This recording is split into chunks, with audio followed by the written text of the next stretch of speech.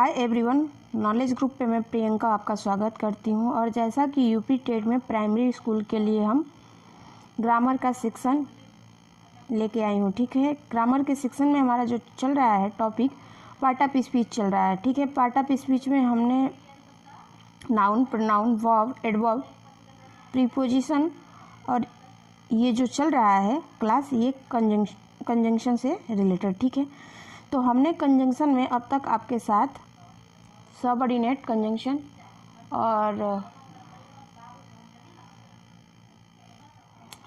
Coordinating conjunction के बारे में डिस्कशन की। तो कोऑर्डिनेटेड कंजंक्शन के बारे में हम डीपली आपके साथ डिस्कशन कर चुके हैं ऑलरेडी। ठीक है, अगर उससे रिलेटेड आपको वीडियो चाहिए तो मेरा चैनल जो चलता है नॉलेज ग्रुप प्रियंका के नाम से चलता है, आपको वहाँ पे जाके प्लेलिस्ट बनी हुई है, इजी वे में देख लेना है। ठीक है, तो सबसे पहले आप लोग बताइए कि आप लोग कैसे हैं, आपका हेल्थ कैसा है। आई होप कि आपका हेल्थ बहुत अच्छा होगा और आपकी स्टडी जो है प्रॉपर एंड कंटिन्यूस चल रही होगी। ठीक है, तो हम जो बात करेंगे आज जो बात करेंगे सबऑर्डिनेट कंजंक्शन के बारे में बात करेंगे। ठीक है, तो इसमें हमने आपके साथ आज का जो टॉपिक है, इसमें सबऑर्डिनेटिंग कंजंक्शन में कंपाउंड कंजंक्शन के बारे में डिस्कशन करेंगे। ठीक है, तो वह कंजंक्शन जो एक से अधिक शब्दों से मिलकर बना हो उसे कंपाउंड कंजंक्शन कहते हैं। जैसे मतलब एक से अधिक शब्द, मतलब एक से कई शब्द मिलकर जो बना हो उसे हम कंपाउंड कंजंक्शन कहते हैं। ठीक है, ये चीज़ आपको समझ में आ गई होगी। इसके अंतर्गत जो वर्ड आते हैं, जैसे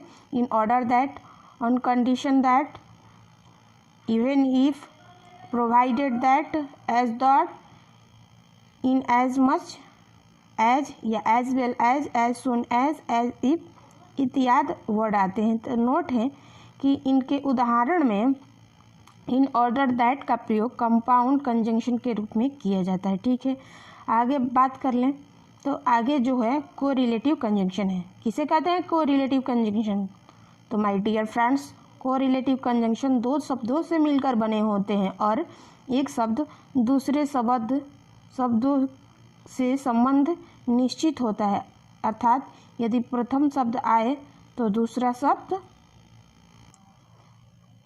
शब्द भी आता है, दोनों में संबंध भी होता है, उसे कोरिलेटिव कंजंक्शन कहते हैं। और ये कितने प्रकार के होते हैं? ये निम्न प्रकार के होते हैं। जैसे एक नाउन को दूसरे नाउन से जोड़ने के लिए, एक नाउन को नाउन या प्रोनाउन से जोड़ने के लिए, एक प्रोनाउन को दूसरे प्रोनाउन या नाउन से जोड़ने के लिए, एक एडजेक्टिव को दूसरे एडजेक्टिव से जोड़ने के लिए, एक एडवर्ब को दूसरे एडवर्ब से जोड़ने के लिए, एक वर्ब को दूसरे वर्ब से जोड़ने के लिए, एक फ्रेज को दूसरे फ्रेज से जोड़ने के लिए, एक सब्जेक्ट को दूसरे सब्जेक्ट से जोड़ने के लिए और एक ऑब्जेक्ट को दूसरे ऑब्जेक्ट से जोड़ने के लिए। ठीक है, आगे बात करें तो एक कॉम्प्लीमेंट को दूसरी कॉम्प्लीमेंट से जोड़ने के लिए क्या कहते हैं? तो कोरिलेटिव कंजंक्शन का प्रयोग करते हैं। ठीक है, तो यहाँ तक चीज़ आपको समझ में आ चुका होगा। जैसे इससे रिलेटेड हम एग्जाम्पल देख लेते हैं। तो एग्जाम्पल है आपका जैसे कि he is not only intelligent but also laborious. वह ना तो तेज है बल्कि क्या है, बहुत मेहनती भी है। ठीक है, तो देख लीजिए, एक बार एडजेक्टिव जो है इंटेलिजेंट के रूप में प्रयोग हो रहा है और दूसरी बार एडजेक्टिव जो है लेबोरियस के रूप में प्रयोग कर रहा है। तो देख रहे हैं ना, यहाँ पे टू एडजेक्टिव का प्रयोग किया जा रहा है। जैसे कि हमने आपके साथ रूल में डिस्कशन की कि कोरिलेटिव कंजंक्शन के साथ अगर आपका एक एडजेक्टिव आए तो दूसरा जो है एडजेक्टिव को जोड़ने के लिए प्रयोग किया जाता है। ठीक है, दूसरा एग्जाम्पल देख लीजिए, जैसे Ram is both teacher and writer.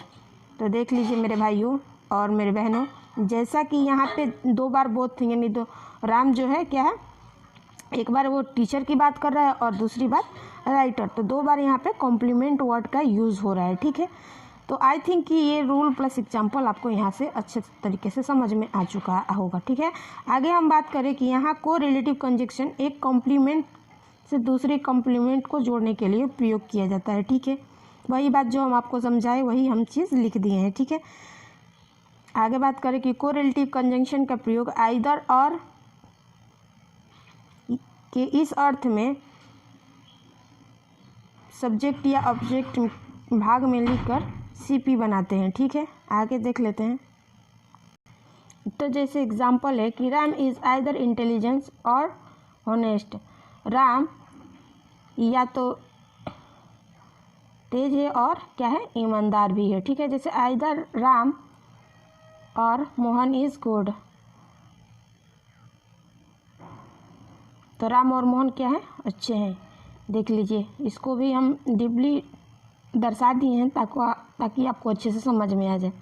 जैसे कोरिलेटिव कंजंक्शन का प्रयोग वाक्य में सब्जेक्ट एवं ऑब्जेक्ट के हिस्से में करके सीपी बनाते हैं। मतलब अगर कोरिलेटिव कंजंक्शन आए तो ये आपका सब्जेक्ट या ऑब्जेक्ट इक्वल टू सीपी बनता है। आगे हम कुछ वर्ड हैं जो आपके कंपाउंड कंजंक्शन में यूज़ होता है, उसके बारे में डिस्कशन कर लेते हैं। हम जो ये पार्ट पढ़ रहे हैं सब ऑर्डिनेट कंजंक्शन के पार्ट पढ़ रहे हैं। ठीक है, ये बात आप विशेष करके ध्यान में रखिएगा।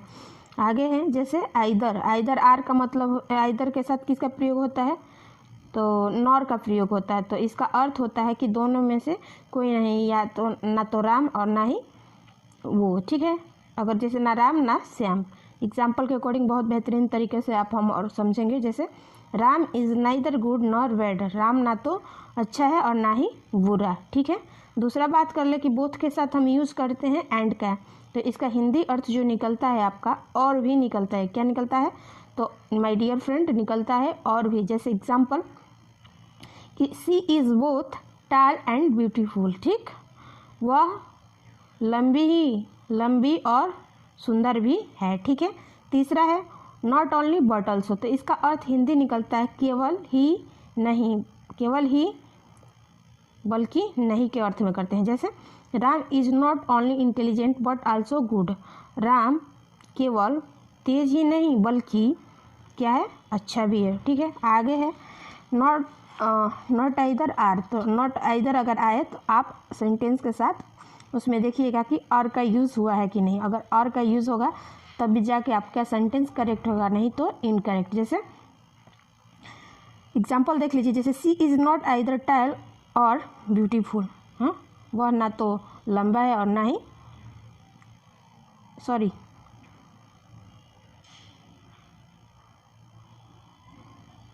वह लंबी नहीं बल्कि क्या है, सुंदर भी है। ठीक है, आगे बात कर लें कि आइदर के साथ आर और नाइदर के साथ नॉर कोरिलेटिव कंजंक्शन वाले वाक्यों में यदि आगे अन्य शब्दों को जोड़ना हो तो आइदर डॉट आर का या डॉट आर का प्रयोग कर सकते हैं, और या अगर नाइदर के साथ नॉर आए तो आप सेंटेंस में कई बार नॉर का प्रयोग कर सकते हैं। कहने का मतलब है कि आसान भाषा में अगर समझा जाए तो आइदर के साथ अगर हमारा सेंटेंस में कई बार और यूज़ होगा तो हमारा इस तरह सेंटेंस गलत नहीं होगा बल्कि करेक्ट हो जाएगा। ठीक है, और अगर नाइदर आए तो उसके साथ भी हमारा सेंटेंस में कई बार नॉर का यूज हो सकता है। ठीक है, जैसे आइए एग्जाम्पल देखते हैं। जैसा हमारा एग्जाम्पल है कि Ram gave him editor a book और ए पेन और ए पेंसिल और एक्स्ट्रा, तो देख रहे हैं ना, इस सेंटेंस में कई बार और का प्रयोग हो रहा है। तो इस तरह ना कि हमारा सेंटेंस गलत नहीं होगा बल्कि क्या रहेगा, करेक्ट रहेगा। ठीक है, आगे बात कर लें कि आल दो या दो के बाद एट का प्रयोग होता है। किसका प्रयोग होता है, तो एट का, अर्थात आल दो या दो डॉट एट को कोरिलेटिव कंजंक्शन होता है।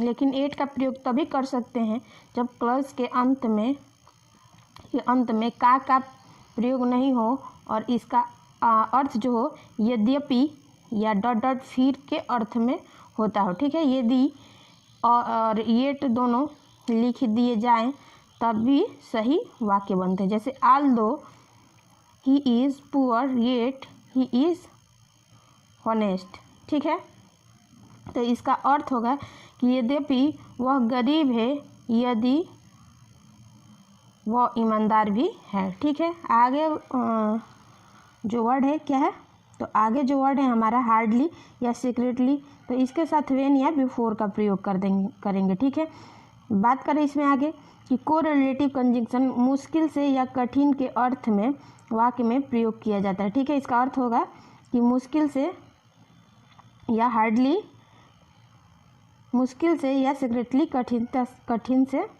के अर्थ में इसका प्रयोग किया जाता है। ठीक है, यह नकारात्मक अभिव्यक्ति करता है, जबकि कोरिलेटिव कंजंक्शन में के प्रारंभ होता है तो उसे पार्टिकल इन्वर्जन कहते हैं। जैसे hardly had he reached the school when it began to rain. ठीक है, आगे जो हम बात करेंगे इन्वर्जन पे बात करेंगे। ठीक है, तो इन्वर्जन जब वर्ब का प्रयोग सब्जेक्ट से पहले कर दिया जाए तब वाक्य को सकारात्मक ही रहे तो उसे इन्वर्जन कहते हैं। जब वर्ब का प्रयोग सब्जेक्ट से पहले कर दिया जाए और वाक्य आपका सकारात्मक रहे तो उसे हम इन्वर्जन कहते हैं। ठीक है, जैसे एग्जाम्पल है कि hardly had I left the house when it began to rain. ठीक है, तो आज की क्लास यहीं तक। आई होप कि आपको मेरी सेक्शन बहुत ज़्यादा पसंद आए। अगर पसंद आए तो आप हमारे चैनल को लाइक कीजिए, शेयर कीजिए और आप हमारे चैनल को सब्सक्राइब कर लीजिएगा। ठीक है,